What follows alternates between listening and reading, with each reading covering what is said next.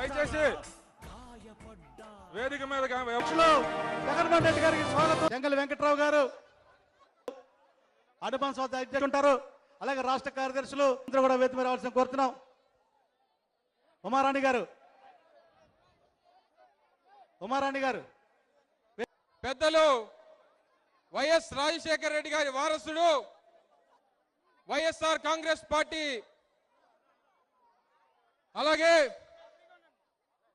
పెద్దలు జిల్లాకు చెందినటువంటి శాసన మండలి సభ్యులు పెద్దలు సూరిబాబురాజు గారికి, అలాగే మహిళా సోదరిమణులు ఉషా కిరణ్ గారికి అడుగుతా ఉన్నా. ఇచ్చినటువంటి ఒక్క హామీని కూడా నిలబెట్టుకున్నటువంటి పరిస్థితిలో లేడు. మీ అందరికీ తెలుసు, భారతదేశం స్వతంత్రం రాకముందు మన ప్రాంతానికి మన దేశానికి ఈస్ట్ ఇండియా కంపెనీ వచ్చింది. రైతులకు సంబంధించి దాదాపుగా 1 కోటి మంది పరిశీలికున్న రైతులకు సంబంధించి 87,000 కోట్ల రుణాలు ఉన్న సంగతిని ఇట్టే పక్కన పెట్టేశాడు. డాక్టర్ అక్క చెల్లెముల రుణాలు దాదాపుగా 14,000 కోట్లు ఉన్నాయి.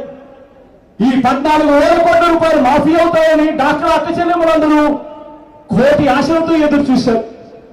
ఈ 14,000 రైతులకు సంబంధించి 87,000, ఈ రెండు కలిపితే 1,01,000 కోట్ల అప్పులున్నాయి.